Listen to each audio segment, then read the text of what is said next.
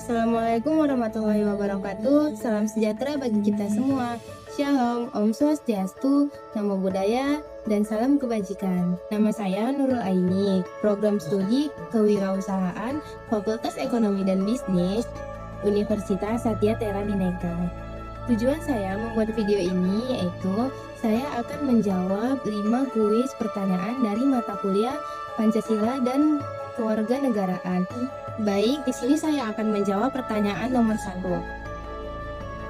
Identitas nasional merupakan karakter khas bangsa Indonesia yang membedakannya dari bangsa lain, yang terbentuk dari 5 unsur, yaitu Pancasila, Undang-Undang Dasar 1945, Bhinneka Tunggal Ika, NKRI, dan bahasa Indonesia. Pancasila berfungsi sebagai pedoman moral dan pandangan hidup bangsa. Undang-Undang Dasar 1945 sebagai dasar hukum dan konstitusi negara. Bhinneka Tunggal Ika sebagai semboyan pemersatu dalam keberagaman. NKRI sebagai bentuk negara yang menjaga keutuhan wilayah. Dan bahasa Indonesia sebagai alat komunikasi serta simbol persatuan nasional. Di era digital, kemajuan teknologi informasi dan media sosial memiliki dua sisi, secara positif dan negatif. Secara positif dapat memperkuat identitas nasional melalui promosi budaya Indonesia ke dunia, seperti batik, kuliner, dan tradisi lokal yang dikenal luas di platform digital.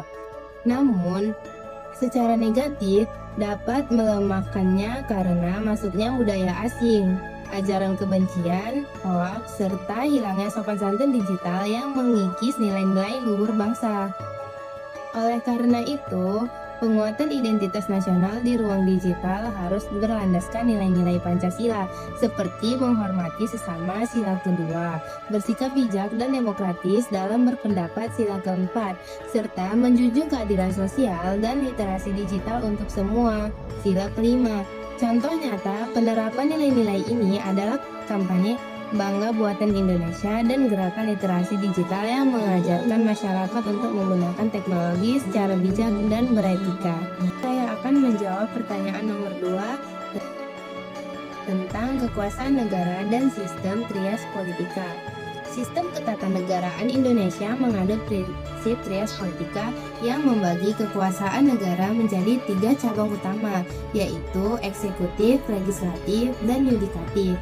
Pembagian ini bertujuan menjaga keseimbangan kekuasaan dan mencegah penyalahgunaan wewenang melalui mekanisme check and balance. Cabang eksekutif berfungsi menjalankan undang-undang serta mengatur jalannya pemerintahan. Cabang legislatif berfungsi membuat undang-undang dan mengawasi kebijakan pemerintah yang dijalankan oleh DPR dan DPD. Sedangkan cabang yudikatif berfungsi menegakkan hukum serta mengadili pelanggaran yang dijalankan oleh Mahkamah Agung dan Mahkamah Konstitusi. Tujuan pembagian kekuasaan ini adalah untuk mencegah terpusatnya kekuasaan pada satu lembaga agar tidak menjadi penyalahgunaan wewenang, sehingga tercipta sistem pemerintahan yang adil dan seimbang.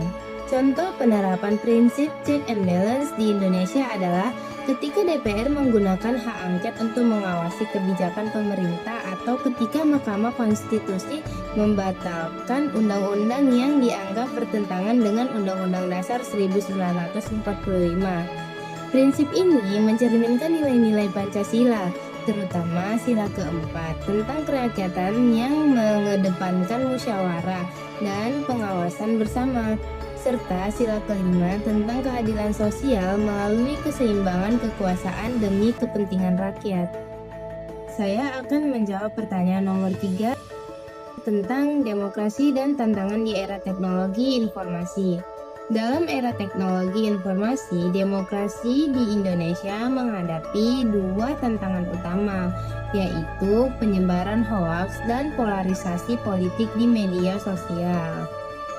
Hoaks dapat menyesatkan opini publik dan memicu konflik, sementara polarisasi politik menyebabkan perpecahan di masyarakat karena perbedaan pandangan yang tajam. Untuk mengatasinya, nilai-nilai demokrasi Pancasila dapat menjadi pedoman etis, terutama sila kedua tentang kemanusiaan yang adil dan beradab. Untuk menumbuhkan empati dan menghargai perbedaan. Sila keempat tentang kerakyatan yang menjunjung musyawarah agar masyarakat berdiskusi secara rasional dan tidak emosional. Serta sila kelima tentang keadilan sosial untuk memastikan semua pihak mendapat informasi yang benar dan adil.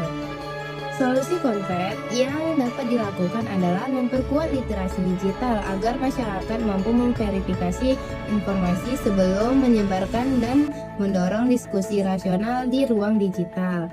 Contoh aktual penerapan hal ini adalah program pemerintah melalui Kominfo dan Mafindo yang aktif memeriksa fakta serta mengedukasi masyarakat dalam melawan hoaks. Dengan demikian, penerapan nilai-nilai Pancasila dapat memperkuat etika demokrasi digital, menjaga kebebasan berpendapat tetap bertanggung jawab, dan membangun ruang publik yang sehat dan beradab. Baik, di sini saya akan menjawab pertanyaan nomor 4, yaitu negara hukum dan prinsip supremasi hukum. Indonesia merupakan negara hukum atau state yang menjunjung tinggi keadilan, ketertiban, dan kepastian hukum. Dua ciri utama negara hukum adalah adanya supremasi hukum, di mana hukum menjadi dasar tertinggi dalam mengatur kehidupan negara, dan bersamaan di depan hukum atau equality before the law yang menjamin semua negara memiliki hak dan kewajiban yang sama, tanpa pandang status, jabatan, atau kekayaan. Prinsip supremasi hukum bermakna bahwa tidak ada kekuasaan yang berada di atas hukum, termasuk pemerintah, sehingga setiap tindakan harus sesuai aturan yang berlaku.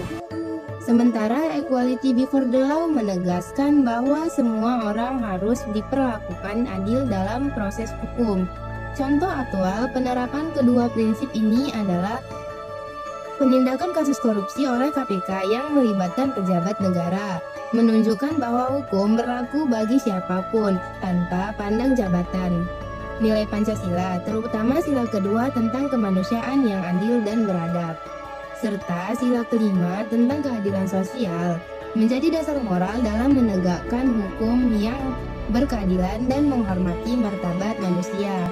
Di sini saya akan menjawab pertanyaan nomor 5 tentang partisipasi warga negara dan kesadaran hukum. Keberhasilan demokrasi sangat bergantung pada partisipasi aktif dan kesadaran hukum warga negara. 3 bentuk partisipasi aktif dalam menjaga demokrasi yang sehat, yaitu ikut serta dalam pemilu secara jujur dan bertanggung jawab, mengawasi kebijakan pemerintah, serta ikut dalam kegiatan sosial atau organisasi masyarakat. Di era globalisasi, literasi digital berperan penting agar warga mampu memilih informasi, menolak hoaks, dan berpendapat secara etis di media sosial. Sementara kesadaran hukum membuat masyarakat taat pada aturan, menghormati hak orang lain, dan mendukung penegakan hukum yang adil. Semua ini sejalan dengan nilai-nilai Pancasila, terutama sila kedua tentang kemanusiaan, sila keempat tentang kerakyatan yang menjunjung musyawarah, dan sila kelima tentang keadilan sosial.